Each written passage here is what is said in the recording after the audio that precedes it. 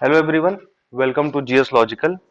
As you all know, we are covering Vision IS PT 365 और ये हम लोग की पॉलिटी की सीरीज चल रही है फिलहाल के लिए, जिसमें हम लोग ऑलरेडी 2 वीडियोस कर चुके हैं, 2 क्लासेस हो चुकी हैं, ये आज तीसरी क्लास है जिसमें हम लोग सेंटर स्टेट रिलेशंस से रिलेटेड जितने भी टॉपिक्स हैं वो डील करेंगे। तो बिना टाइम वेस्ट किए ये शुरू करते हैं आज की पहली न्यूज से, जो कि है रोल ऑफ गवर्नर के ऊपर। तो जैसा कि आप लोगों को पता है कि we live in a federal country, है ना। हमारा देश जो है वो फेडरल पॉलिटी को फॉलो करता है, और अगर आप फेडरल वर्ड से सहमत नहीं है तो आप इसको क्वाजी फेडरल कह सकते हैं। ठीक है, क्वाजी फेडरल सिस्टम को फॉलो करता है। बात क्लियर है। तो यहाँ पे डुअल गवर्नमेंट है, ठीक है, एक सेंटर लेवल पे है, एक स्टेट लेवल पे है। क्योंकि ये चैप्टर सेंटर स्टेट रिलेशंस का है, तो हमें ये कॉन्सेप्ट समझना जरूरी है, फेडरल और क्वाजी फेडरल वाला, ताकि आगे की चीजें आसान रहेंगी। तो एक हमारे गवर्नमेंट होती है सेंट्रल लेवल पे, एक होती है स्टेट लेवल पे। सेंट्रल लेवल पे जो एग्जीक्यूटिव हेड होता है गवर्नमेंट का, वो होता है प्रेसिडेंट, या फिर नॉमिनल हेड जिसको हम बोल रहे हैं। और रियल हेड पीएम होता है। ऐसे स्टेट लेवल पे नॉमिनल हेड आपका गवर्नर होता है, और जो रियल एग्जीक्यूटिव होता है या रियल हेड होता है वो सीएम होता है। इतनी बातें आप लोग को ऑलरेडी पता होंगी, बट कहीं ना कहीं एक तरीके से मैंने आपको एक बैकग्राउंड दे दिया। अब कोई भी जब भी लॉ पास होता है, चाहे सेंटर पे हो चाहे स्टेट पे हो, तो अगर सेंटर में कोई भी लॉ पास हो रहा है पार्लियामेंट से, तो उसको प्रेसिडेंट का असेंट चाहिए होता है। और अगर स्टेट लेवल पे कोई भी लॉ पास हो रहा है स्टेट की लेजिस्लेटिव असेंबली में, यानी कि विधानसभा में, तो उसको गवर्नर का असेंट चाहिए होता है, गवर्नर के सिग्नेचर होते हैं, तभी जाकर के वो लॉ पास होता है। तो आइए देखते हैं रोल ऑफ गवर्नर के ऊपर। अच्छा, ये न्यूज में क्यों है? Recently Kerala, Tamil Nadu and Punjab move the supreme court against their respective governors over the pending bills.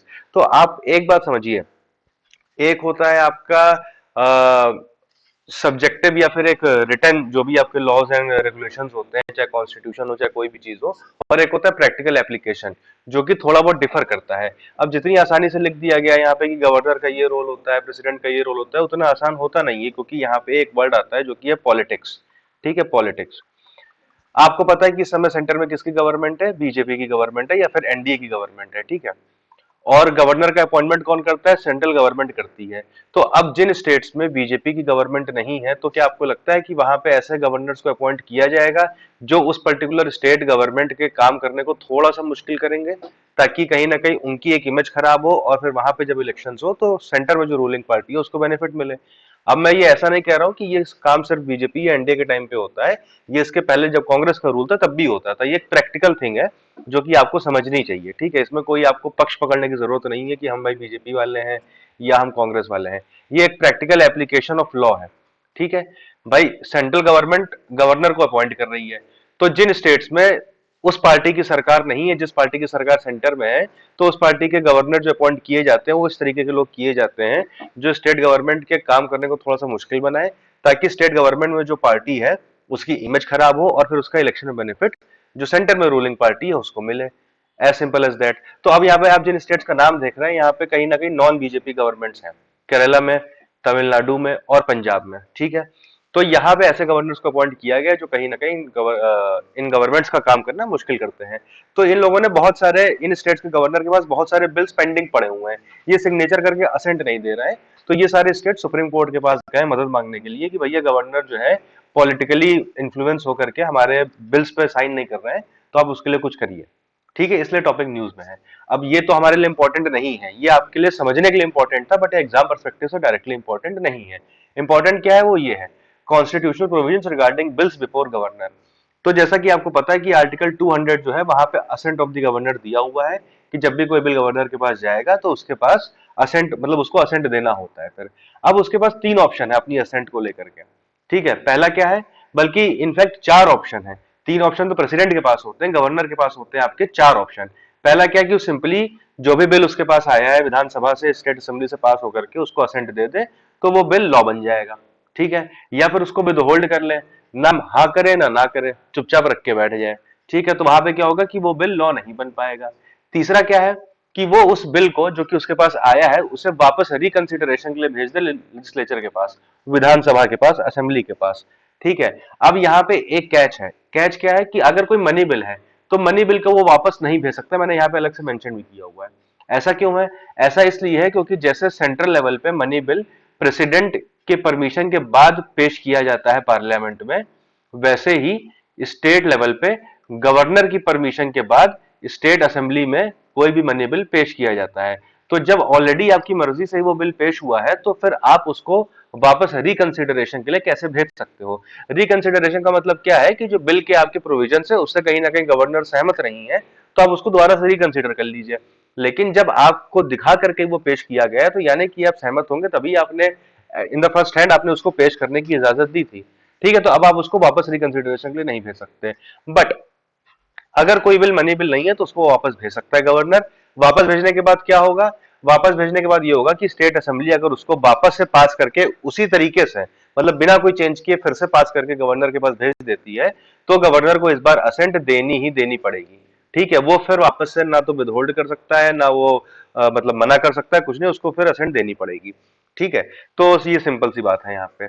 अच्छा, यहाँ पे एक बात लिखी हुई है, the constitution does not lay down any time limit within which the governor is required to return the bill for reconsideration. It only insists on as soon as possible. तो UPSC आपको यही फंसाएगा कि as per the constitution the governor has to return the bill for reconsideration within 15 days या within 30 days. ऐसा कुछ भी नहीं है, कोई भी टाइम लिमिट मेंशन नहीं है, गवर्नर जब चाहे तब उसको वापस भेज सकता है। बस इतना लिखा हुआ है कॉन्स्टिट्यूशन में, as soon as possible, ASAP. ठीक है, जितना जल्दी हो सके उतना जल्दी आप उसको वापस भेज दीजिए। बात क्लियर हो गई यहाँ तक? ये तीन ऑप्शन तो देखो सिंपल है। ऐसे ही तीन ऑप्शन कहीं ना कहीं प्रेसिडेंट के पास होते हैं, इसमें कोई भी खास अंतर नहीं है। चौथा ऑप्शन जो एक एक्स्ट्रा है गवर्नर के पास, वो क्या है? Reserve the bill for the consideration of the president. अब अगर गवर्नर को ऐसा लग रहा है कि कोई ऐसा बिल मेरे पास आया है जहां पे प्रेसिडेंट का इन्वॉल्व होना जरूरी है, बिना हम प्रेसिडेंट की मर्जी से या उसको दिखाए बिना या उससे ओपिनियन लिए बिना इसको असेंट नहीं दे सकते हैं, तो वहां पे वो बिल रिजर्व कर लेगा for the consideration of the president. ठीक है, अब वो बिल प्रेसिडेंट के पास जाएगा तो आगे क्या होगा ये हम लोग यहाँ पे देखेंगे। यहां तक बात क्लियर हो गई? चार ऑप्शन होते हैं। अच्छा, ये कौन से लॉज होंगे या कौन से बिल्स होंगे जो वो रख सकता है? तो जो हाईकोर्ट की पावर को डेरोगेट करने वाले, देखिए यहाँ पे लिखा हुआ है, any bill which in the opinion of the governor would if it became law so derogate from the powers of the high court as to endanger the position which that court is by the constitution designed to fill। भाई constitution है, high court को कोई power, कोई position, कोई authority दे रखी है, और कोई ऐसा बिल स्टेट गवर्नमेंट या स्टेट असेंबली लेकर के आती है जिसमें वो पावर डेरोगेट हो रही हो या खत्म हो रही हो या कम हो रही हो, तो ऐसे बिल को वो रोक सकता है प्रेसिडेंट के लिए। तो भैया आप देख के बताइए इसमें हमें क्या करना चाहिए। यहां तक बात क्लियर है? ठीक है, आगे बढ़ते हैं। Reserving the bill for the president, ये आर्टिकल 201 में दिया हुआ है। ये तीन ऑप्शन आर्टिकल 200 में है, 200 में है, ये 201 में है। अब प्रेसिडेंट के पास क्या है option? President can either give his और हर असेंट और विदहोल्ड द असेंट। ठीक है, प्रेसिडेंट या तो असेंट दे देगा कि भैया गवर्नर तुमने जो बिल मेरे पास भेजा है कंसीडरेशन के लिए, मैं उसको अपनी असेंट देता हूं, इसको पास कर दो, या फिर वो उसको विदहोल्ड कर लेगा। प्रेसिडेंट में direct the governor to return the bill to state legislature, ये भी कर सकता है। अब मतलब वही चीज है, जो तीन ऑप्शन यहाँ पे गवर्नर को अपने आप से मिले हुए हैं, इन्हीं तीन में से कोई एक काम प्रेसिडेंट भी बोलेगा करने के लिए। भाई वो कुछ और थोड़ी ना बोल देगा, यही तीन काम है कि या तो वो असेंट दे देगा प्रेसिडेंट, प्रेसिडेंट ने असेंट दे दी तो गवर्नर भी दे देगा, प्रेसिडेंट विदहोल्ड कर लेगा तो गवर्नर की ऑटोमेटिकली विदहोल्ड हो गई, है ना, या फिर प्रेसिडेंट वापस भेज देगा कि आप इसको रिकंसिडर करवाइए, तो ये तीसरा वाला ऑप्शन रोल में आ जाएगा यहाँ पे। ठीक है, और यहाँ पे क्या है, with his or message such bill if reenacted by the state legislature with or without amendment is presented again to the president. ठीक है, अब यहाँ पे वापस से प्रेसिडेंट को रिकंसिडर करने के बाद, चाहे तो कुछ उसमें चेंज हुआ हो चाहे ना हुआ हो, उसे वापस प्रेसिडेंट के पास भेजना पड़ेगा। यानी कि मतलब क्या है कि गवर्नर ने अगर एक बार कोई बिल प्रेसिडेंट के लिए रिजर्व कर लिया और प्रेसिडेंट ने उसे वापस भेजा रिकंसिडर करने के लिए, तो जब रिकंसिडर होने के बाद असेंबली से रिकंसिडर होने के बाद जब वो बिल गवर्नर के पास आएगा, तो गवर्नर को उसे वापस भेजना पड़ेगा, किसके पास? प्रेसिडेंट के पास। और ये काम कितने दिन में करना है? विद इन 6 मंथ करना है। ये यहाँ पे मेंशन नहीं था तो मैंने आपके लिए अलग से मेंशन कर दिया है। ये काम आपको कितने दिन में करना है? 6 महीने में करना है। ठीक है, बात क्लियर हो गई। अब यहाँ पे देखिए, कुछ यहाँ पे constitutional provision related to governor extra दिए हुए हैं और कुछ यहाँ पे केसेस दिए हुए हैं। तो ये सारे आर्टिकल्स हैं जो आप एक बार रीडिंग कर लोगे तो इसमें कोई भी खास बात नहीं है। और एक बात बस यहाँ पे जो इंपॉर्टेंट मुझे लगी, जहां से क्वेश्चन फ्रेम हो सकता है, वो ये है, governor is consulted for appointment of जजेस ऑफ हाई कोर्ट। जब भी हाई कोर्ट के जजेस का अपॉइंटमेंट होगा तो उसमें गवर्नर को कंसल्ट किया जाता है। ठीक है, ये बात आपको पता होनी चाहिए। बाकी सारे सिंपल प्रोविजंस हैं, वो आप देख लीजिएगा एक बार को। और यहाँ पे कुछ केसेस दिए हुए हैं। ठीक है, पहला केस क्या है? नबम रेबिया केस 2016 का। If a governor exercised his discretion beyond his jurisdiction or power, it would fall under the subject matter of the judicial review. यानी कि कुल मिलाकर के 2016 के नवम रेविया केस में क्या बोला गया था कि गवर्नर की पावर भी, गवर्नर के एक्शंस भी जुडिशियल रिव्यू के दायरे में आते हैं अगर वो कहीं ना कहीं बियॉन्ड जुरिस्डिक्शन जाकर के यूज किए गए हैं। ठीक है, उसके बाद कुछ रिसेंट जजमेंट है 2023 की ही, स्टेट ऑफ पंजाब केस है, वाइस चांसलर केस है और तमिलनाडु गवर्नर केस है। If a governor decides to withhold assent to a bill, then she has to return the bill to the legislature for reconsideration. Such a bill cannot be kept with the governor indefinitely. तो जो यहाँ पे लिखा हुआ था ना withhold वाला, तो पहले मतलब कॉन्स्टिट्यूशन के हिसाब से कोई भी ऐसा आपके ऊपर लाइबिलिटी नहीं है कि आपको कितने दिन में वापस करना है या कितने दिन आप रख सकते हो।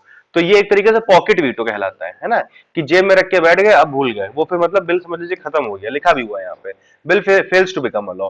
बट यहाँ पे अभी एक रिसेंट केस में, स्टेट ऑफ पंजाब केस में क्या बोला है सुप्रीम कोर्ट ने, कि अगर गवर्नर ने विदहोल्ड किया है असेंट को अपनी, ठीक है, तो उसे रिकंसीडर करने के लिए भेजना पड़ेगा। वो ऐसा नहीं कि वो विदहोल्ड करके रखा ही रहे परमानेंट।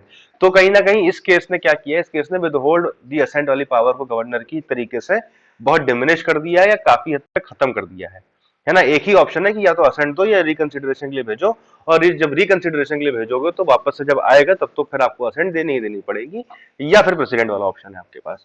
ठीक है, तो इसीलिए ये केस के मैंने प्रोविजन, वैसे ज्यादातर मैं केसेस के प्रोविजन नहीं बताता हूँ, मैं सिर्फ केस का नाम याद करने के लिए बोलता हूँ। बट जहां पे ऐसे कुछ चीजें दी होती केस में जिससे कुछ कॉन्स्टिट्यूशनल प्रोविजन चेंज हो रहा है हमारा, तो उसको देखना समझना जरूरी होता है। क्योंकि आर्टिकल में कुछ लिखा हुआ है बट अभी किसी रिसेंट केस में कुछ और हो गया है, तो माना वही जाएगा जो रिसेंट केस में हुआ है। ठीक है, तो हो सकता है आपसे नाम ना पूछे, बस ये सिंपल सा स्टेटमेंट ही दे दे आपको, तो आपको लगेगा यार ऐसा तो नहीं पड़ा था, विदहोल्ड की पावर तो थी ही, है ना। तो यहाँ पे बिटवीन द लाइंस आपको पढ़ने समझने की जरूरत है। ठीक है, वाइस चांसलर केस भी 2023 का है। Governors acting as university chancellor are not bound by the aid and advice of the council of minister. तो ये आपको पता है कि गवर्नर के पास खुद की डिस्क्रिशनरी पावर बहुत कम होती है, ज्यादातर उसको काउंसिल ऑफ मिनिस्टर यानी कि चीफ मिनिस्टर और जो उनके मंत्री होते हैं उनकी एड एंड एडवाइस के अकॉर्डिंग ही काम करना पड़ता है। लेकिन कुछ जगहों पे इनके पास डिस्क्रिशनरी पावर होती है, उसमें से एक जगह क्या है कि जब गवर्नर किसी भी यूनिवर्सिटी का चांसलर है तो उस यूनिवर्सिटी को लेकर के वो क्या डिसीजन ले रहा है, क्या नहीं ले रहा है, कैसे वो एक्ट कर रहा है, तो यहाँ पे वो काउंसिल ऑफ मिनिस्टर से बाउंड नहीं है। बात क्लियर हो गई। अगला है Tamil Nadu governor case 2023। The governor cannot refer the bills to the president after the assembly has reenacted the bills following the governor's withholding of assent. ठीक है, यहाँ पे देखिए बहुत ही टिपिकल पॉइंट लिखा हुआ है ना। The governor cannot refer the bills to the president after the assembly has reenacted the bills following the governor's withholding of assent. ठीक है, गवर्नर ने विद होल्ड कर लिया था असेंट को एक बार, ठीक है, लेकिन पार्लियामेंट सॉरी स्टेट असेंबली ने क्या किया, उस बिल को री इनेक्ट कर दिया, है ना। मान लीजिए मैंने एबीसी बिल भेजा गवर्नर के पास साइन करने के लिए, पास करके गवर्नर ने क्या किया, विदहोल्ड कर लिया। तो उन्होंने कहा अच्छा ठीक है, अब ये बिल तो आप खा गए, तो हम क्या करेंगे, हम एक दूसरा बिल पास कर देंगे एबीसी नाम का फिर से, और फिर हम आपको भेजेंगे। तो अब इस केस में आप ये नहीं कह सकते कि हम प्रेसिडेंट को भेजेंगे, प्रेसिडेंट को भेजना था तो आप पहले ही भेज देते, है ना, पहली केस में भेज देते, आपको दोबारा का वेट करने की जरूरत नहीं थी। तो ये बात यहाँ पे इस केस में बोली गई थी तमिलनाडु गवर्नर केस में। तो आई होप चीजें यहाँ पे क्लियर है, इससे क्वेश्चन फ्रेम होने के बहुत ज्यादा चांसेस है। तो जो भी ये हाईलाइटेड पोर्शन है उसको बहुत ध्यान से पढ़िएगा, समझिएगा, याद करिएगा। ठीक है, तो बढ़ते हैं हम लोग अपनी अगली न्यूज पे, जो कि है कोऑपरेटिव फेडरलिज्म। तो कोऑपरेटिव फेडरलिज्म आई होप आप सबको पता होगा कि क्या होता है। Cooperative federalism is the horizontal relationship between union and states and shows neither is above the other. तो पहले हमारे आपने नाम सुना होगा, एक था कॉम्पिटेटिव फेडरलिज्म, है ना, जब प्लानिंग कमीशन का जमाना था। कॉम्पिटेटिव फेडरलिज्म था प्लानिंग कमीशन के जमाने में। यहाँ पे क्या होता था कि हर स्टेट एक दूसरे को पीछे करके उससे आगे बढ़ना चाहता था कि नहीं इस स्टेट को इतना ज्यादा फंड दिया गया है, इसमें से काट करके हमको दे दीजिए वगैरह वगैरह, है ना। लेकिन जब से नीति आयोग आया है तो कहीं ना कहीं क्या हुआ है, bottom to up approach follow की गई है और स्टेट्स के बीच में कोऑपरेटिव फेडरलिज्म बढ़ा है in place of competitive federalism. अब इसमें क्या होता है कि एक दूसरे से भी कॉम्पीट करते हैं और एक दूसरे के साथ कॉम्पीट करते हैं, मतलब साथ में लेकर के चलते हैं, एक दूसरे के अगेंस्ट नहीं है जो स्टेट्स हैं। Cooperative federalism is a horizontal relationship between union and states and shows neither is above the other. तो यहाँ पे देखिए दो पर्सपेक्टिव है इसके, एक पर्सपेक्टिव टू स्टेट का है, स्टेट टू स्टेट का है कि भैया स्टेट्स आपस में जो है कॉम्पीट करेंगे बट एक दूसरे के अगेंस्ट नहीं जाएंगे, और दूसरा जो उससे भी बड़ा पहलू है वो स्टेट और सेंटर का है ना। स्टेट और सेंटर दुश्मन नहीं है, इन लोग को आपस में मिल करके काम करना है। प्लानिंग कमीशन के जमाने में क्या होता था, सेंट्रल लेवल पे डिसीजंस होते थे और उनको थोप दिया जाता था स्टेट्स के ऊपर। लेकिन नीति आयोग के आने के बाद क्या हुआ, सेंट्रल गवर्नमेंट बैठती है, साथ में स्टेट गवर्नमेंट्स बैठती हैं और साथ में मिलकर के डिसीजंस लेती हैं। तो एक दूसरे के वेलफेयर के लिए दोनों मिलकर के काम करते हैं, पूरे देश के वेलफेयर के लिए मिलकर काम करते हैं। तो इसी को हम बोलते हैं cooperative federalism. It envisages the national and state agencies undertake government functions jointly rather than exclusively। ठीक है, तो यहाँ पे सेंट्रल गवर्नमेंट अलग से काम करे, स्टेट गवर्नमेंट अलग से काम करे। अब जैसे आपको पता है कि जैसे एक हमारे सेंट्रल लेवल पे आयुष्मान भारत स्कीम चल रही है, ठीक है, तो अब ये हर स्टेट में इंप्लीमेंट होनी है। लेकिन अब क्या है कि जहां पे नॉन बीजेपी गवर्नमेंट है, जैसे कि अभी कुछ दिन पहले तक राजस्थान में थी, अब तो खैर वहां भी बीजेपी की आ गई है, बट उसके पहले वहां पे अशोक गहलोत जी की सरकार थी, तो उन्होंने एक चिरंजीवी स्कीम फॉलो की थी। तो आयुष्मान भारत भी चल रही है, चिरंजीवी भी चल रही है, तो पैरेलली दोनों स्कीम एक ही जैसी चल रही है और उनमें अलग अलग फंड जा रहा है, वेस्ट हो रहा है। तो इससे बेहतर है कि क्या है कि दोनों स्कीम को आपस में इंटीग्रेट कर दिया जाए। तो ये एक एग्जाम्पल होता है कोऑपरेटिव फेडरलिज्म का। ठीक है, अब हमारे कॉन्स्टिट्यूशन में क्या प्रोविजंस हैं जो प्रमोट करते हैं, तो सबसे पहला है 7th शेड्यूल। वहां पे 3 लिस्ट दी हुई है, फंक्शंस बांट दिए गए हैं कि भाई ये पहली लिस्ट के ऊपर सेंट्रल लॉ बनाएगा, दूसरी लिस्ट के ऊपर स्टेट लॉ बनाएगा और तीसरी लिस्ट के ऊपर दोनों लॉ बना सकते हैं, यानी कि जो कंकरेंट लिस्ट है। हालांकि इसके बहुत सारे एक्सेप्शंस हैं जो हम लोगों ने कहीं ना कहीं पढ़े हैं, आगे भी पढ़ेंगे, बट एक हमने डिफाइन कर दिया है वहां पे। ठीक है, फिर है all India services under article 312। तो 312 में क्या, हमारे देश में इस समय 3 ऑल इंडिया सर्विसेज है, आईएएस, आईपीएस और आईएफएस। ठीक है, तो इन लोग का क्या है, इन लोग का अपॉइंटमेंट कौन करता है, इन लोग का अपॉइंटमेंट सेंट्रल गवर्नमेंट करती है, यूपीएससी करता है। लेकिन ये लोग काम किसके अंडर में करते हैं, स्टेट गवर्नमेंट के अंडर में भी करते हैं और काफी बार ये लोग यूनियन गवर्नमेंट या सेंट्रल गवर्नमेंट के अंडर में भी करते हैं, जब ये लोग उस पर जाते हैं। एक तरीके से 5-7 साल के लिए इनको केंद्र सरकार में जाकर के काम करना होता है, जो भी ऑफिसर्स होते हैं। तो कहीं ना कहीं ऑल इंडिया सर्विसेज जो है, जहाँ पे अपॉइंटमेंट सेंटर कर रहा है, टर्मिनेशन भी सेंटर के हाथ में है, लेकिन उनका day to day administration state के हाथ में है। तो ये भी कोऑपरेटिव फेडरलिज्म का एग्जांपल है। फिर इंटीग्रेटेड जुडिशरी हमारे यहाँ। ठीक है, अब ऐसा नहीं है ना कि हमारे यहाँ जो है हर स्टेट का अपना अलग सुप्रीम कोर्ट है, या मतलब हमारे एक पिरामिड फॉर्म में है। सबसे ऊपर सुप्रीम कोर्ट है, उसके बाद हाई कोर्ट है, फिर लोअर कोर्ट्स हैं। ठीक है, एक हाई कोर्ट का मुद्दा दूसरा हाई कोर्ट में भी जा सकता है, हाई कोर्ट के मुद्दे सुप्रीम कोर्ट में भी जा सकते हैं, लोअर कोर्ट के हाई कोर्ट में जा सकते हैं। ये सारी चीजें होती हैं यहाँ पे, मतलब सिंगल इंटीग्रेटेड जुडिशरी है। आप ये नहीं कह सकते हो कि यूपी की जुडिशरी एकदम अलग है, बिहार की जुडिशरी एकदम अलग है, दिल्ली की जुडिशरी एकदम अलग है ना, क्योंकि सबके टॉप पे तो हमारा सुप्रीम कोर्ट ही बैठा हुआ है। हाई कोर्ट भले सबके अलग अलग हो, वो भी कोई ऐसा मतलब बहुत हार्ड एंड फास्ट वो नहीं है। अब उसमें बहुत सारे देखिए अंदर की टेक्निकलिटीज होती है कि क्राइम कहाँ पे कमिट हुआ है ना, या फिर क्राइम करने वाला कहाँ का था। जैसे मान लीजिए क्राइम करने वाला एमपी का था, क्राइम हुआ यूपी में, तो अब यहाँ पे देखिए इन्वॉल्वमेंट आ जाएगा दोनों स्टेट्स का, तो कौन से हाई कोर्ट में केस चलेगा, या इस तरीके की चीजें जो होती है वो कहीं ना कहीं टेक्निकलिटीज में जाती है। बट यहाँ पे हमें क्या देखना है कि हमारी जुडिशरी इंटीग्रेटेड है, सिंगल जुडिशरी पूरे देश की है, कोई अलग अलग जुडिशरी नहीं है। ठीक है, उसके बाद देखते हैं, और हाँ यहाँ पे देखिए लिखा भी हुआ to enforce both the state as well as central laws. तो अब ऐसा नहीं है कि सुप्रीम कोर्ट खाली सेंटर के लॉज को इंप्लीमेंट करेगा और हाई कोर्ट जो है वो स्टेट के लॉज को इंप्लीमेंट करेंगे। दोनों ही लॉज दोनों ही कोर्ट कर रहे हैं। सुप्रीम कोर्ट स्टेट लॉज को भी इंप्लीमेंट करवा रहा है ना, और एनफोर्स करवा रहा है, और आपके सेंटर वाले को भी करवा रहा है। ऐसे सिमिलरली हाई कोर्ट भी सेंट्रल लॉज को भी एनफोर्स करवा रहे हैं और स्टेट लॉज को भी एनफोर्स करवा रहे हैं। तो ये बात आपको ध्यान रखनी है। अगला क्या है, inter state council under article 263। तो आर्टिकल 263 में एक प्रोविजन है इंटर स्टेट काउंसिल का, जहां पे क्या होता है कि इंटर स्टेट काउंसिल बनाई जाती है, जहां पे जो कॉमन इंटरेस्ट के मुद्दे हैं सेंटर और स्टेट्स के बीच में या फिर अलग अलग स्टेट्स के बीच में, तो उन मुद्दों को डिस्कस किया जाता है और उनके सॉल्यूशंस निकाले जाते हैं। Article 261 provides that full faith and credit shall be given throughout the territory of India to all public acts, records and judicial proceedings of the union and every state। कहने का मतलब क्या है कि एमपी ने अगर कोई लॉ पास कर दिया है या एमपी के हाई कोर्ट ने अगर कोई डिसीजन दे दिया है, तो जितनी वैल्यू उस एक्ट की, उस हाई कोर्ट के डिसीजन की एमपी के अंदर होगी, उतनी ही आपकी केरला में भी होगी, उतनी ही आपकी यूपी में भी होगी। कहने का मतलब क्या है कि आर्टिकल 261 ने कह रखा है कि कोई भी पब्लिक अथॉरिटी पूरे देश में है, वो कोई भी एक्ट पास करवा रही है, कोई भी रिकॉर्ड है, कोई भी जुडिशियल प्रोसीडिंग है, तो वो through out the territory of India उसकी सेम इंपॉर्टेंस, सेम फेथ और सेम क्रेडिट उसको मिलना चाहिए। ठीक है, बात क्लियर हो गई।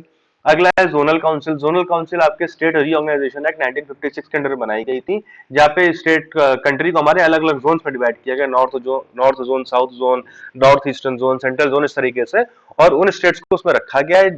और इन स्टेट्स के जो मिनिस्टर्स हैं वो इसमें पार्ट लेते हैं मीटिंग्स में, और जो उस जोन से स्पेसिफिक मुद्दे होते हैं, प्रॉब्लम्स होती हैं, उनको डिस्कस करते हैं, उनको सोल्यूशन निकालते हैं। तो इस तरीके के काम होते हैं। ये भी एक तरीके से कोऑपरेटिव फेडरलिज्म का बहुत ही बेहतरीन एग्जाम्पल है।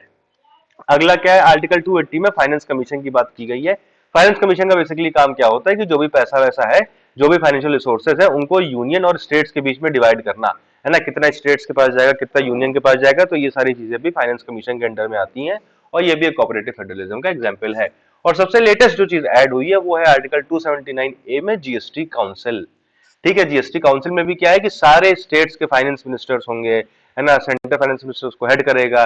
तो जीएसटी मतलब कैसे क्या अप्लाई होगा, किस चीज पे कितना टैक्स रहेगा, किस टैक्स स्लैब में क्या क्या चीजें आएंगी, 5% 12% वाले जो टैक्स स्लैब है वगैरह वगैरह, तो ये सारे चीजें जो है जीएसटी काउंसिल यूनानिमसली जो है डिसाइड करती है बैठ करके। तो ये भी कोऑपरेटिव फेडरलिज्म का एग्जाम्पल है। ठीक है, बात क्लियर हो गई। बाकी इसके बाद की चीजें तो इंपॉर्टेंट नहीं है, आप चाहे तो एक बार रीडिंग देख लीजिएगा, नहीं तो कोई फर्क नहीं पड़ने वाला है।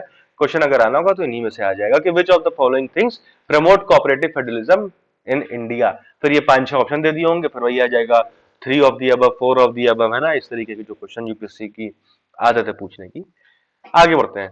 आगे क्या है, इंटर स्टेट बॉर्डर डिस्प्यूट्स। ठीक है, अब देखिए बॉर्डर डिस्प्यूट भी है, क्योंकि आपको पता है कि जब 1947 में अंग्रेज हमारे यहाँ से गए थे तो एक बहुत ही हैफेजर्ड मैनर में, बहुत ही मतलब एक गलत तरीके से उन्होंने देश को छोड़ा था।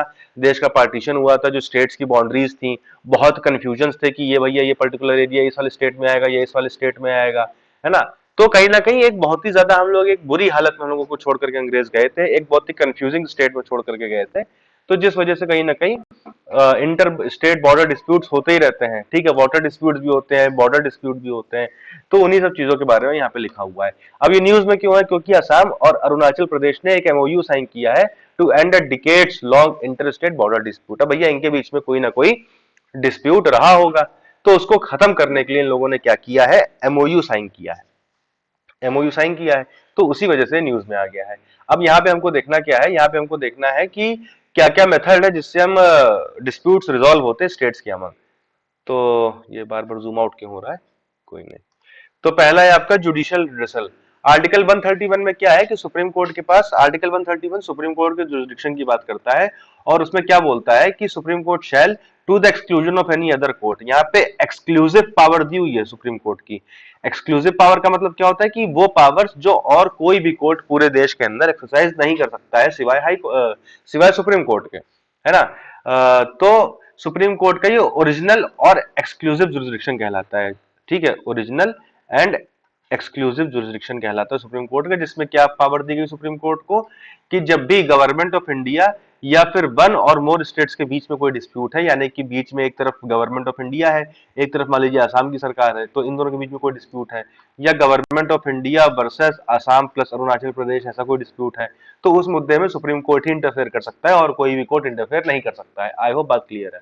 दूसरा क्या है, between the government of India and any state or states on one side and one or the more states other, one or more other states on the other side. तो यहाँ पे क्या बोल रहा है, यहाँ पे क्या था, गवर्नमेंट ऑफ इंडिया एक तरफ थी और सामने स्टेट्स थे, या फिर सिंगल स्टेट था। अब क्या है, मान लीजिए गवर्नमेंट ऑफ इंडिया प्लस एक या कई सारे स्टेट्स एक तरफ हो, वर्सेस भी एक स्टेट या कई सारे स्टेट्स हो, तो ऐसा भी कोई मुद्दा है तो वो भी कहां पे जाएगा, सुप्रीम कोर्ट में जाएगा, कोई डिस्प्यूट है अगर ऐसा तो। तीसरा क्या है, between two or more states, मान लीजिए गवर्नमेंट ऑफ इंडिया का इन्वॉल्वमेंट नहीं है, स्टेट्स के बीच में ही कुछ ना कुछ डिस्प्यूट है, तो वो भी आपका कहां जाएगा, सुप्रीम कोर्ट के पास जाएगा। जैसे कि यहाँ पे असम और अरुणाचल प्रदेश का एक डिस्प्यूट का एग्जाम्पल ले सकते हैं हम। हालांकि ये तो इन लोगों ने एमओयू से सॉल्व किया है आपस में एक तरीके से समझौता करके। खैर, आगे देखते हैं। तो ये पहला एक जुडिशियल रिड्रेसल हो गया। तीसरा रिड्रेसल कैसे होता है, इंटर स्टेट काउंसिल से।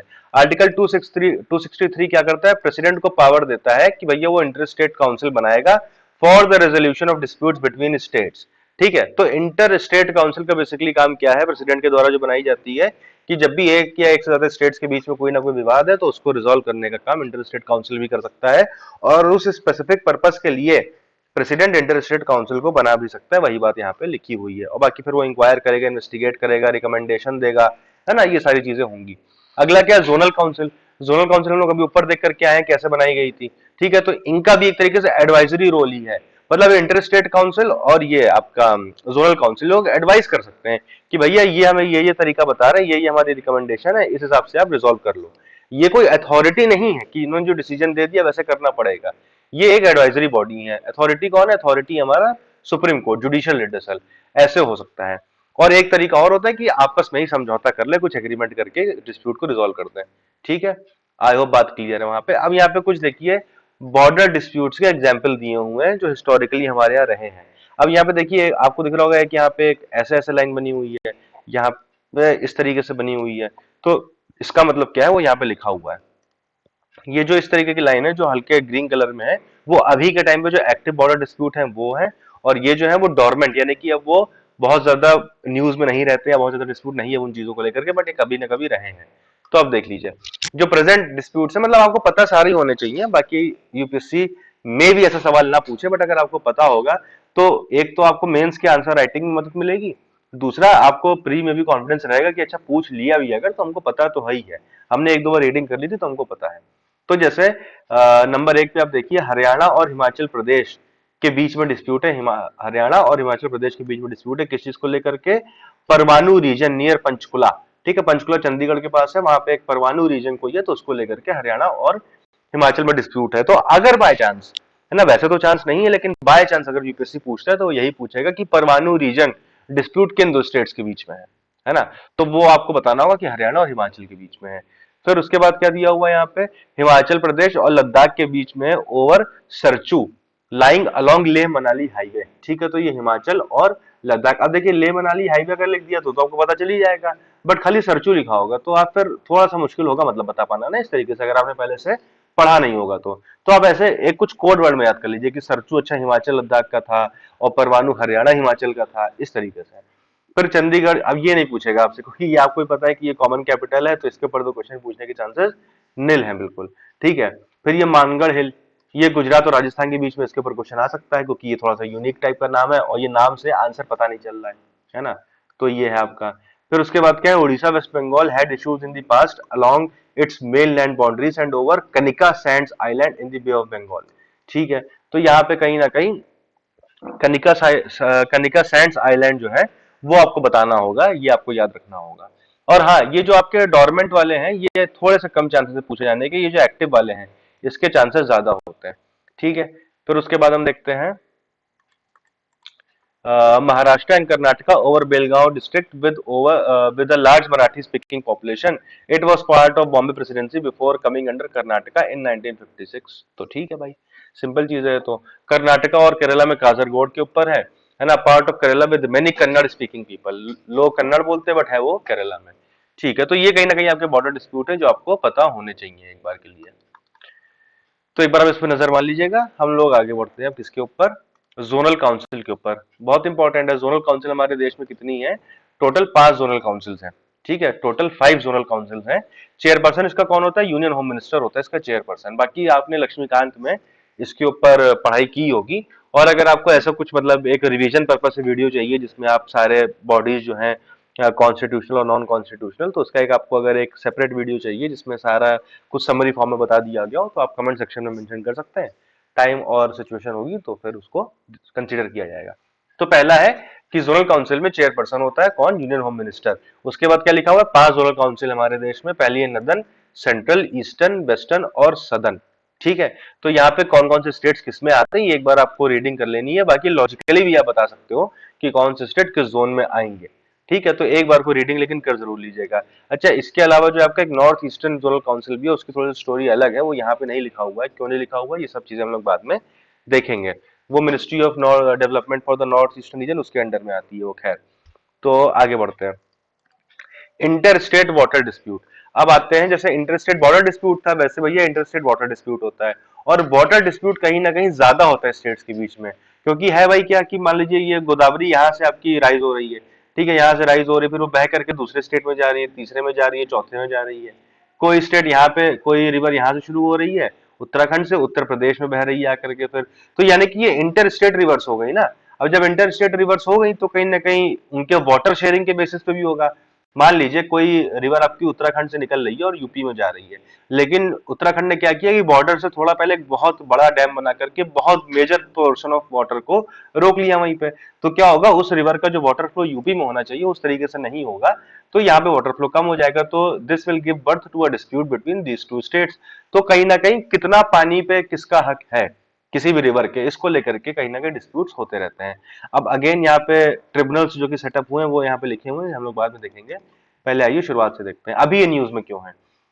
अभी ये न्यूज में इसलिए क्योंकि recently the union cabinet approve the terms of reference to Krishna water dispute tribunal under the inter state river water dispute act 1956। तो बेसिकली यहाँ पे एक inter state river water dispute act pass किया गया था 1956 में ही।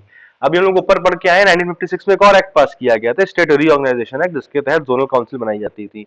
तो उसी टाइम पे ये एक्ट भी बनाया गया है जिसमें जो है inter state river water dispute act, जिसके अंडर में ट्रिब्यूनल बनाने की पावर है। ट्रिब्यूनल बनाने की पावर है और उस ट्रिब्यूनल का काम क्या होगा कि वो स्टेट्स के बीच में जो वाटर डिस्प्यूट है उनको रिजोल्व करे। तो हर डिस्प्यूट के हिसाब से अलग अलग ट्रिब्यूनल ट्रिब्यूनल बनाने की पावर यहाँ पे दी गई है। तो आइए इसको डिटेल में देखते हैं। Under 7 schedule of the constitution entry 17, अभी एंट्री का नंबर नहीं याद रखना है लेकिन यहाँ पे लिखा हुआ है तो हाईलाइटेड है। Water that is water supplies irrigation and canals drainage and embankments water storage etcetera subject to the provision of the entry 56 of list 1। तो यहाँ पे कुल मिलाकर के वाटर से रिलेटेड जो भी मुद्दे यहाँ पे लिखे हैं वो किसके पास है, स्टेट लिस्ट में दिए गए हैं, तो स्टेट गवर्नमेंट के पास है। ठीक है, लेकिन these are subject to the provision of the entry 56 of list 1, यानी कि लिस्ट 1 में भी कहीं ना कहीं कुछ ना कुछ पावर स्टेट सेंटर को दी गई है, तो उन पावर को वॉयलेट ना करते हुए पावर जो है स्टेट के पास है। आई होप ये चीज क्लियर है। आर्टिकल 262 क्या कहता है, अच्छा ये मैकेनिज्म दिया हुआ है, mechanism to deal with the inter state water dispute.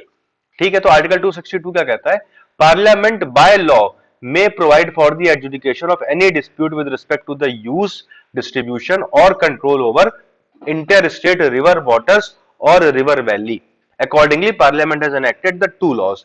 तो भैया आर्टिकल 262 में पार्लियामेंट को पावर दे दी गई कि जब भी किसी भी रिवर या रिवर वैली या इंटर स्टेट रिवर वाटर को लेकर के कोई भी डिस्प्यूट होगा भैया, उसके यूज को लेकर के, उसके डिस्ट्रीब्यूशन को लेकर के, उसके कंट्रोल को लेकर के, तो पार्लियामेंट उसके लिए लॉ बना सकता है। तो पार्लियामेंट ने इस चीज का इस पावर को यूज करते हुए दो लॉज बनाए हैं। कौन कौन से, inter state water dispute act जो कि हम लोगों ने ऊपर देखा वो, और दूसरा रिवर बोर्ड्स एक्ट, ये दोनों ही 1956 में बनाए गए थे। अब यहाँ पे देख लेते हैं आईएसडब्ल्यूडी यानी कि inter state water dispute act का काम क्या है, state government may request the central government to refer the dispute to a tribunal for adjudication. अब मान लीजिए यूपी और उत्तराखंड में कोई रिवर वाटर को लेकर के डिस्प्यूट है, तो कोई भी एक स्टेट की गवर्नमेंट सेंट्रल गवर्नमेंट के पास जा सकती है और क्या कर सकती है, रिक्वेस्ट कर सकती है कि भैया हमारे बीच में ये डिस्प्यूट हो रहा है, हम सॉल्व नहीं कर पा रहे हैं, तो प्लीज आप हमारा मुद्दा किसी ट्रिब्यूनल को रिफर कर दीजिए एडजुडिकेशन के लिए, यानी कि उसके ऊपर एक तरीके से जुडिशियल प्रोसीडिंग चलाने के लिए और डिसीजन देने के लिए। बात क्लियर हो गई, ये इस एक्ट में पर्टिकुलर बोला गया है। अगला क्या है, river boards act 1956, setting up of river boards by the central government for the regulation and development of inter state river and river valleys. तो देखिए पहला जो एक्ट है वो कहीं ना कहीं डिस्प्यूट होने के बाद उसके रेजोल्यूशन के लिए है। पहला एक्ट जो है ये आला, दूसरा एक्ट रिवर बोर्ड्स एक्ट, ये कहीं ना कहीं डिस्प्यूट को रोकने के लिए है कि भैया हमें पहले से पता है कि ये दो स्टेट्स में, तीन स्टेट्स में ये रिवर बह रही है, तो हमने इस रिवर के लिए एक रिवर बोर्ड बना दिया और वो रिवर बोर्ड जो कहीं ना कहीं इन सब चीजों को देखेगा, रेगुलेट करेगा, है ना, तो कोई डिस्प्यूट होने की नौबत ही हो सकता है राइज ना हो। तो इस तरीके की चीजें यहाँ पे है। Article 262 deters the supreme court from adjudicating inter state river water disputes. ठीक है, तो यहाँ पे 262 में बोल दिया गया कि सुप्रीम कोर्ट के पास पावर नहीं है कि वो इंटर स्टेट वाटर डिस्प्यूट में जाकर के कुछ इंटरफेयर करेगा, लेकिन एक आर्टिकल 136 है। अगर आप लोगों ने कॉन्स्टिट्यूशन को अच्छे से पढ़ा होगा तो आपको पता होगा कि ये जो है आर्टिकल 32 से बड़ा आर्टिकल है ये, मतलब पर्सनली मेरे हिसाब से लोग 32 को बोलते हैं कि रिट पिटीशन है, सोल ऑफ द कॉन्स्टिट्यूशन है, बट बहुत सारी जगहों पे लिखा हुआ है ना कि इस केस में अगर ऐसा कुछ हुआ है तो आप सुप्रीम कोर्ट नहीं जा सकते, यहाँ पे अगर ये है तो आप सुप्रीम कोर्ट नहीं जा सकते। बट 136 में क्या लिखा हुआ है कि भैया कुछ भी कंडीशन हो, कुछ भी कहीं पे किसी भी लॉ में लिखा हो, लेकिन अगर सुप्रीम कोर्ट को लगता है कि ये मुद्दा उसके पास आना चाहिए और आया है, किसी ने पिटीशन डाली है, तो वो उसको कंसीडर कर सकता है आर्टिकल 136 के अंडर में, जिसको हम बोलते हैं स्पेशल लीव पिटीशन। ठीक है, तो यहाँ पे सुप्रीम कोर्ट को डिटर तो कर दिया आर्टिकल 262 ने, लेकिन article 136 empower the supreme court to hear appeals against the tribunals order. तो अगर इंटर स्टेट कोई रिवर का डिस्प्यूट है उसको लेकर के सेंट्रल गवर्नमेंट ने ट्रिब्यूनल बनाया है, उस ट्रिब्यूनल ने कोई डिसीजन दिया है, कोई स्टेट उस डिसीजन से खुश नहीं है, तो वो सुप्रीम कोर्ट जा सकता है अंडर आर्टिकल 136, है ना, और सुप्रीम कोर्ट चाहे तो उस स्पेशल लीव पिटीशन को एंटरटेन कर सकता है। इसको हम स्पेशल लीव पिटीशन बोलते हैं अंडर आर्टिकल 136। ठीक है, बात क्लियर हो गई यहां तक। अब यहाँ पे क्या हुआ, in the context of inter state rivers water sharing supreme court had earlier refer to international rules like, अब यहाँ पे कुछ इंटरनेशनल रूल्स की बात की हुई है, हेलसिंकी रूल्स ऑफ 1966 और कैंपियन कंसोलिडेशन ऑफ आईएलए रूल्स। तो भैया यहाँ पे क्या है, इसको एक बार रीडिंग कर लीजिए। Recognize equitable use of water by each basin state taking into consideration the socio economic needs and availability of the resources. तो ये हेलसिंकी रूल्स बेसिकली क्या बताते हैं कि कोई भी वाटर है, कोई भी रिवर वाटर है, अगर किसी भी रिवर का वाटर है तो भैया उसका जो यूज है, जो उसको एक तरीके से यूटिलाइज करना, एक्सप्लॉइट करना है, वो तो किस बेसिस पे होना चाहिए, वो जिन स्टेट्स के या जिन एरियाज के थ्रू वो रिवर बह रही है उन स्टेट्स की क्या एक सोशियो इकोनॉमिक कंडीशन है। मान लीजिए यूपी को ज्यादा जरूरत है वाटर की और उत्तराखंड को कम है, और यूपी में रिवर कम बह रही है लेकिन इसको जरूरत ज्यादा है, तो कहीं ना कहीं इन रूल्स को ध्यान में रखते हुए यूपी को ज्यादा पानी दे देना चाहिए। क्योंकि भाई है तो ये आपकी कंट्री के ही ना, कोई ऐसा तो नहीं कि अलग से है, यूपी बाहर देश है, उत्तराखंड बाहर है, या फॉर दैट मैटर कोई भी स्टेट की हम बात करें, है ना। तो कहीं ना कहीं सोशियो इकोनॉमिक कंडीशन के बेसिस पे वाटर का डिस्ट्रीब्यूशन होना चाहिए इक्विटेबल।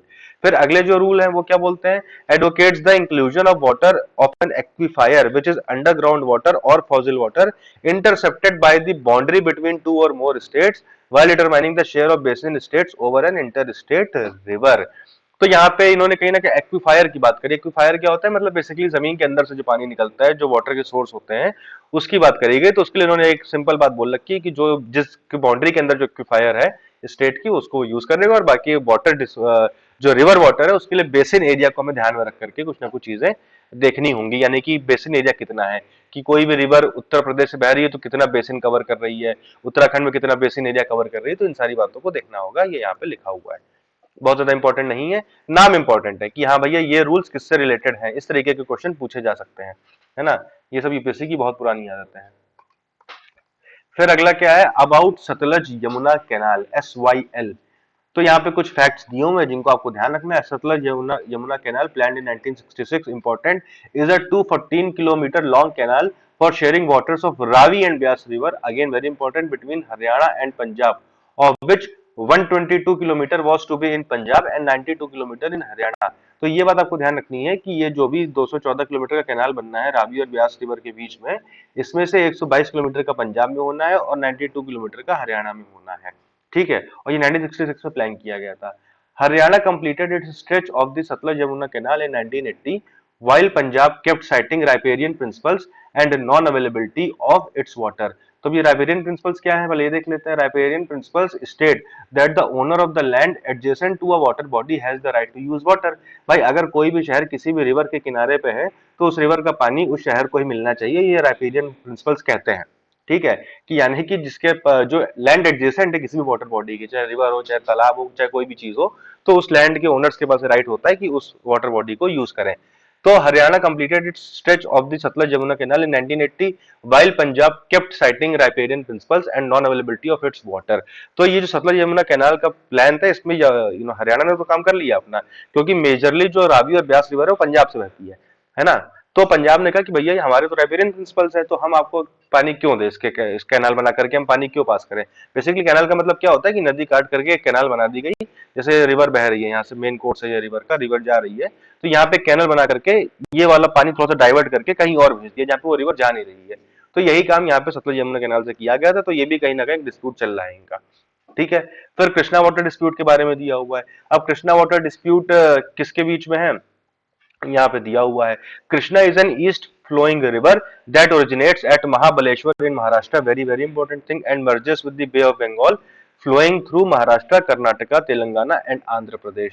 तो इन सारे स्टेट से होते हुए वो बे ऑफ बंगाल में जाती है। तो कहीं ना कहीं इन्हीं के बीच में डिस्प्यूट भी होना चाहिए। In 2014 after the creation of Telangana, Andhra Pradesh asked to include Telangana as a separate party of the KWDT, यानी कि कृष्णा वाटर डिस्प्यूट ट्रिब्यूनल, ठीक है। तो उसमें ये बोला गया कि भाई हम सारे स्टेट्स तो हैं ही हैं, लेकिन अब तेलंगाना अलग हो गया है हमसे, आंध्र प्रदेश से, तो इसको as a separate entity include कर लो। अब इसके पीछे मतलब क्या है भाई, 2014 से पहले तेलंगाना और आंध्र एक ही में थे। तो कृष्णा रिवर वाटर जो डिस्प्यूट था वो किन किन के बीच में था, महाराष्ट्र के बीच में था, कर्नाटका था और आपका आंध्र प्रदेश था, इन तीन स्टेट्स के बीच में था, ठीक है। तो अब यहाँ पे क्या हुआ, जब आंध्र से तेलंगाना अलग हुआ तो यानी कि जो वाटर था वो इन तीन स्टेट्स के बीच में डिवाइड होना था। अब लेकिन तेलंगाना अलग हो गया, तो अब आंध्रा को लग रहा है कि भाई तेलंगाना को अगर अभी भी हमारा पार्ट माना जाएगा अलग होने के बाद भी, तो यानी कि रिवर वाटर का वन थर्ड डिवीजन होगा, भाई, क्योंकि तीन पार्टीज हैं, तो वन थर्ड मिल जाएगा महाराष्ट्र को, वन थर्ड मिल जाएगा कर्नाटका को, और वन थर्ड मिलेगा आंध्र को। उसी में से आंध्र को तेलंगाना को देना पड़ेगा, है ना। तो इन्होंने कहा कि भैया वैसा है, तेलंगाना को भी अलग बॉडी मानो, क्योंकि ऐसा तो हमारा नुकसान हो जाएगा। अब तेलंगाना अलग स्टेट हो, तो अब इस रिवर वाटर डिस्प्यूट में चार स्टेट होने चाहिए, है ना, ताकि सबको वन फोर्थ मिले, तो सबको इक्वली नुकसान हो, खाली हमारा अकेले का नुकसान ना हो। ठीक है।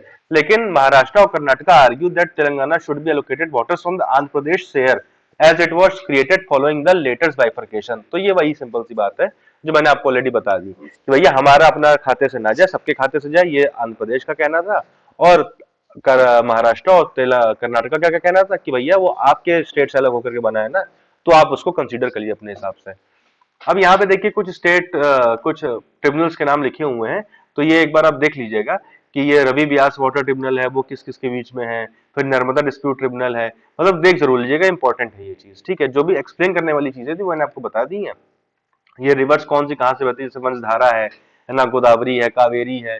तो ये आपने ज्योग्राफी पढ़ाई होगा कि कौन से रिवर कहाँ से ओरिजिनेट करती है, कहाँ पे जाकर के वो ड्रेन करती है, वगैरह वगैरह, है ना। तो ये जो स्टेट्स जिनके बीच में किसी भी रिवर को लेकर के डिस्प्यूट है, तो उन स्टेट के नाम आपको रिवर के साथ पता होने चाहिए कि अच्छा कावेरी इनके बीच में है, कृष्णा इनके बीच में है।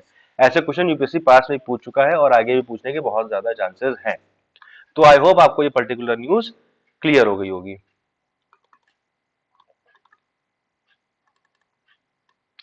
तो यहाँ पे हमारा जो है थर्ड चैप्टर भी कंप्लीट होता है।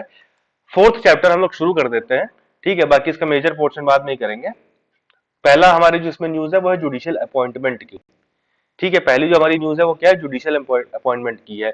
जैसे third chapter centre state relations के से रिलेटेड था, वैसे फोर्थ चैप्टर जो है वो कहीं ना कहीं आपके जुडिशरी से रिलेटेड जो भी मुद्दे हैं उनको कंसर्न करता है, उनसे रिलेटेड है। अब यहाँ पे क्या दिया हुआ है, अपॉइंटमेंट ऑफ जजेस इन हायर जुडिशरी। तो ये आपको पता है कोलेजियम सिस्टम है हमारे यहाँ। ठीक है, यानी कि जुडिशरी खुद ही डिसाइड करती है कि जुडिशरी में कौन आएगा कौन नहीं आएगा।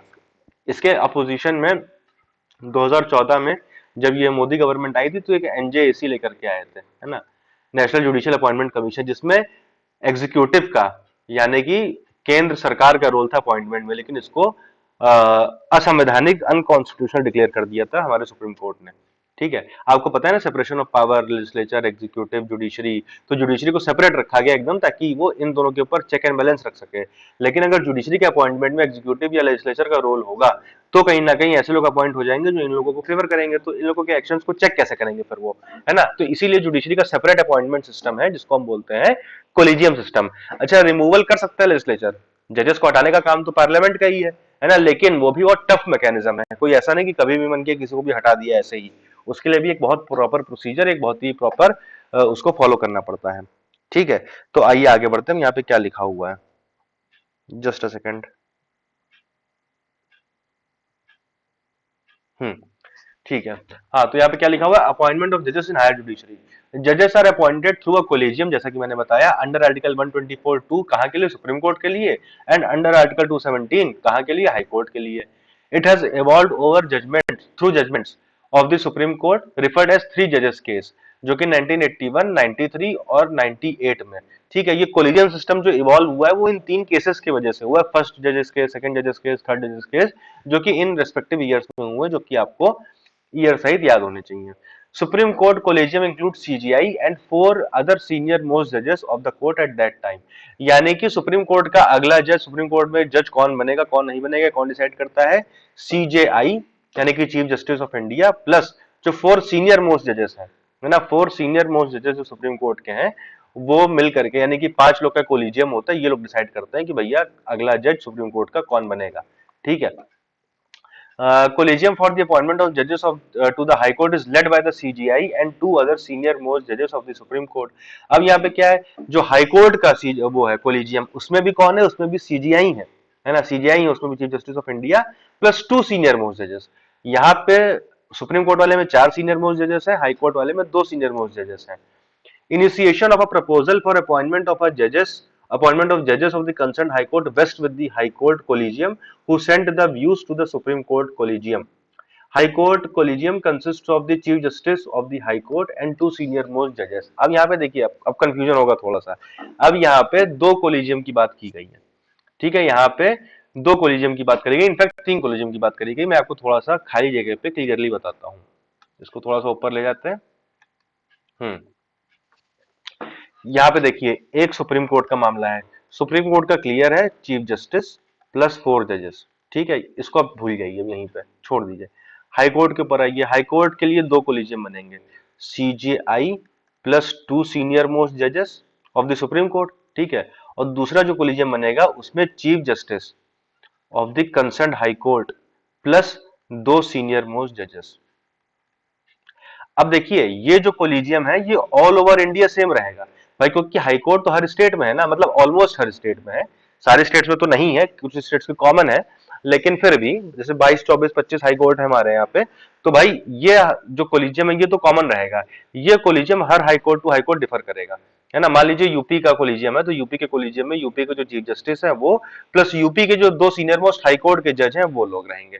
ठीक है, अब ये लोग क्या करेंगे, ये लोग अपने यहाँ यानी कि यूपी के हाई कोर्ट में, इलाहाबाद हाई कोर्ट में कौन अगला जज बनेगा कौन नहीं बनेगा, उनके नाम की रिकमेंडेशन भेजेंगे किसको, इस वाले कोलिजियम को, है ना। और फिर वो डिसाइड करेंगे उस पर, वो डिसाइड करेंगे।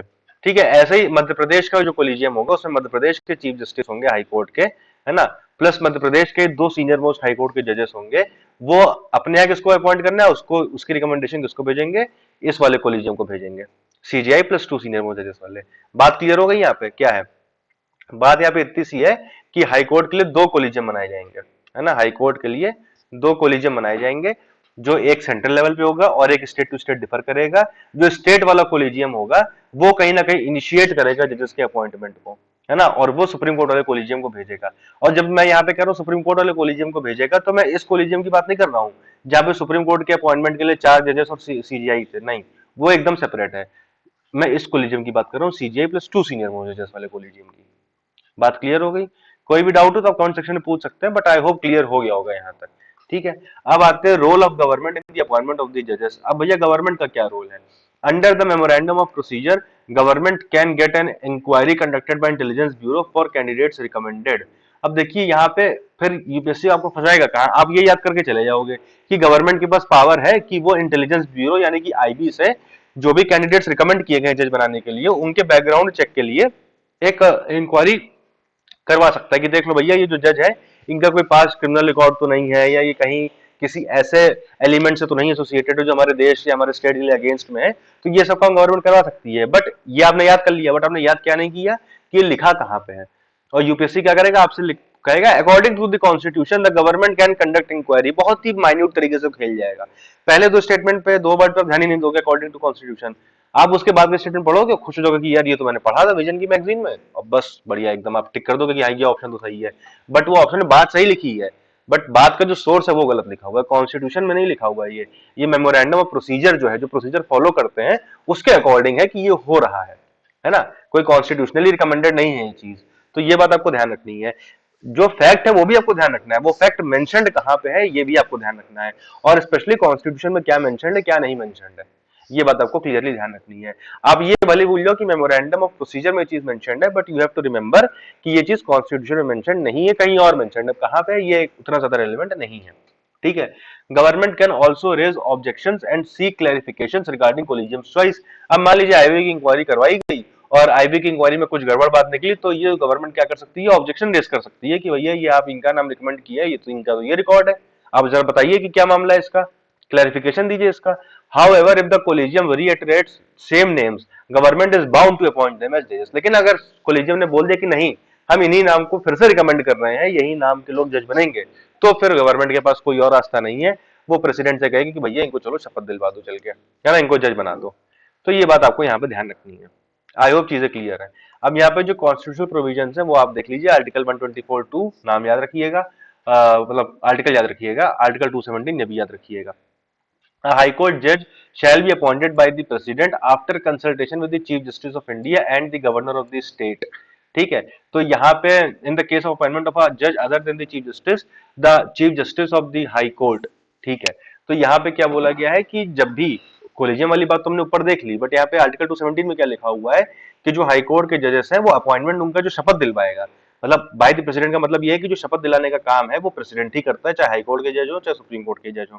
ठीक है, और ये किससे कंसल्ट करेगा, ये कंसल्ट करेगा चीफ जस्टिस ऑफ इंडिया से प्लस उस स्टेट के गवर्नर से जहां के स्टेट के जज को अपॉइंट किया जा रहा है। ठीक है, और ये सीजीआई प्लस गवर्नर का रिकमेंडेशन प्रेसिडेंट कब मानेगा, जब उस स्टेट के सीजी मतलब chief justice of that particular high court को अपॉइंट किया जा रहा है। लेकिन अगर chief justice of high court के अलावा किसी और जज को अपॉइंट किया जा रहा है उस स्टेट के, तो वहां पे प्रेसिडेंट को रिकमेंडेशन वाले 3 लोग होंगे देने वाले, सीजीआई होगा प्लस गवर्नर होगा प्लस उस पर्टिकुलर स्टेट का भी चीफ जस्टिस होगा, है ना। ये 3 लोग मिलकर के बाकी जजेस का नाम रिकमेंड करेंगे प्रेसिडेंट को। तो ये बात आपको क्लियर रखनी है, ठीक है। ये कोलिजियम नहीं है यहाँ पे, ये प्रेसिडेंट को जो लोग रिकमेंड कर रहे हैं उसकी बात यहाँ पे लिखी हुई है। और यहाँ पे क्या लिखा हुआ है, सुप्रीम कोर्ट जज shall be appointed by the president after consultation with the such of the जजेस of the supreme court end of the high courts as the president may deem necessary. ये कॉन्स्टिट्यूशनल बातें हैं, संविधान में लिखा हुआ है ये, लेकिन फॉलो क्या होता है, जो कोलिजियम सिस्टम है, जो इन 3 केसेस से निकल करके आया है। ये बात आपको ध्यान रखनी है, कंफ्यूज नहीं होना है कि भैया यहाँ पे ये लिखा हुआ है पर आप तो बता रहे थे कि वो 2 तरीके के कोलिजियम हाई कोर्ट के लिए बनेंगे, एक सुप्रीम कोर्ट के लिए बनेगा। नहीं, वो प्रैक्टिकल चीज है जो फॉलो हो रही है, ये कॉन्स्टिट्यूशन में लिखा हुआ है ना। वो जो चीज फॉलो हो रही है वो इन 3 केसेस से निकल करके आई है, 3 जजेस केस से निकल करके आई है। ये बात आपको क्लियर रखनी है। एक बार मैं स्टेट वाला फिर से रिपीट कर दे रहा हूँ, स्टेट के जो भी जजेस हैं उनके अपॉइंटमेंट के लिए प्रेसिडेंट किससे रिकमेंडेशन लेगा, प्रेसिडेंट रिकमेंडेशन लेगा चीफ जस्टिस ऑफ इंडिया से plus governor of the state से। ठीक है, यहां तक बात क्लियर है। अब डिपेंड करता है कि उस स्टेट में कौन अपॉइंट हो रहा है, उस स्टेट का चीफ जस्टिस अपॉइंट हो रहा है या उस स्टेट के हाई कोर्ट के नॉर्मल जजेस अपॉइंट हो रहे हैं, है ना।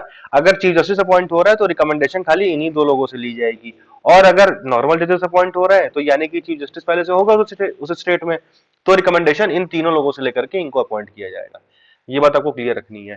अच्छा, अब यहाँ पे मेन बात, यहाँ पे फिर से आपको फंसाएगा, ठीक है। According to the constitution of India the जजेस are appointed on the recommendation of the collegium system. बात सही है, स्टेटमेंट गलत है।